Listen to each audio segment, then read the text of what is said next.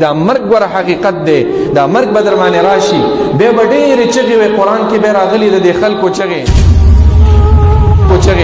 چې دا چغې به وایي دا جهنم یان او دا په قیامت کې رب رجعون ای رب یو ظلم دی دنیا ته مونږ واپس دا ژوند دا زندگی دا پتا کې چې ساده دا روح در پکې دی دا د مرګ نه مخکې په ځان غنیمت وګڼئ یوه ورځ در روانه ده چې په څلورو هغه خپو والا کټ باندې با تبه به باري او خلکو به په اوږو باندې بار کړي او هغه قبرستان ته به دې رسوي بیا به ډېر های ناتار کو کارې وهې خو ګوره وخت به در سره نه وي دا مرګ ګوره حقیقت دی دا مرګ به در باندې راشي بیا به ډېرې چغې وي قرآن کې بیا راغلي د دې خلکو چغې چې دا چغې به وایي دا جهنم یان او دا په قیامت کې رب رجعون ای رب یو ظلم دی دنیا ته مونږ واپس کا الله رب العالمین به ورته وایي کله چیرې دا ارمان ستاسو نه پوره کې انها کلمة هو قائلها دا خبر ستاسو ګوره دا بې فایدې دنیا ته ګوره بیا واپس نشته ارمان بکې چې ما ته یو وخت میلاو شي چې زه دې دنیا ته لاړ شمه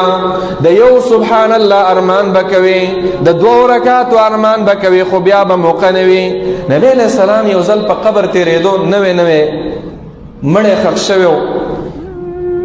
نبی علیہ السلام په هر موقع باندې خپلو صحابه کرامو ته د عبرت خبره کوله ورته یې ویله ان صاحبکم هذا ما یتمنى من دنیاکم ستاسو دا ملګری چې په دې قبر کې پروت دی دا د دنیا ګوره هیڅ ارمان جنګ نه دی ډېر مال او دولت به ترې پاتې وي وزیر اعظمي او بادشاهي به ترې پاتې وي د هغې ارمان نه کوي وزارت به ترې پاتې وي تجارت به ترې پاتې وي د هغې ارمان نه کوي جایداد ترې پاتې دی د هغې ارمان نه کوي خپل د جگر او د زړه ټوکړه بچي ترې پاتې دي خو د هغې ارمان نه کوي صرف دا ارمان کوي چې ما ته موقع میلاو شي چې زه 2 رکعاته لمونځ وکړم دا وجه ولې ارمان کوي چې سترګې پټې شي بیا د 2 رکعاتو سړي ته پته ولګي چې دې کې څومره پاور و د سبحان الله ارمان بیا دا انسان کوي د یو سبحان الله تسبیحة واحده